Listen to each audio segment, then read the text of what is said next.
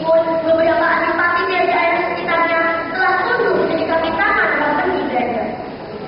Karena sifat dan sikap yang demikian, adipati menjadi sasaran musuh dan selalu diawasi oleh pemerintah kolonial Belanda.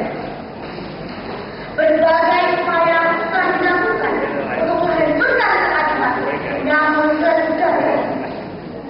Adipati Sugeng Kartanegara adalah seorang pemimpin yang arif bijaksana dalam mengambil keputusan demi kemakmuran kerajaan Kuningan.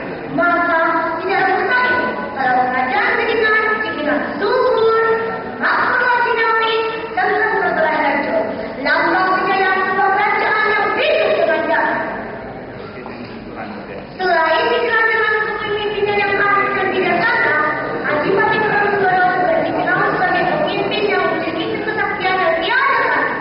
Dengan memiliki dua kuda yang istimewa. Kuda itu adalah kuda pemberani yang dapat terbang di angkasa.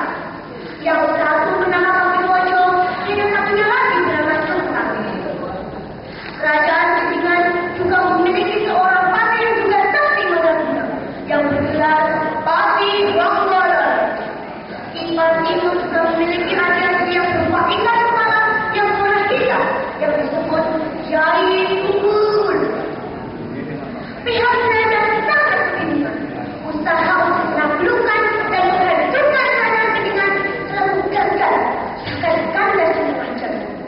Belanda pun memakai siasat lembut halus dengan tujuan untuk menjebak sang adipati. Ini Yolanda tak mau takut, tak mau bayar pajak. Kita harus orang punya adipati. Untuk melakukan siasat tersebut, Adipati Kartanegara diundang untuk menghadiri acara syukuran yang diadakan di desa Tahu. Kaum Pati, hari ini aku akan berangkat ke desa Tahu untuk memenuhi undangan syukuran yang diadakan oleh Belanda. Ujar Adipati Kartanegara. Duh Gusti, mohon maaf sebelumnya. Apakah sudah menduga pertimbangan keputusan tersebut? Jangan-jangan undangan itu hanya merupakan ibu usia Belanda saja, Kanjeng.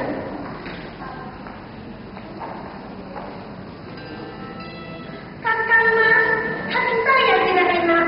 Beberapa hari hamba mimpi buruk. Apakah itu merupakan firasat yang kurang baik? Terletuk permaisuri.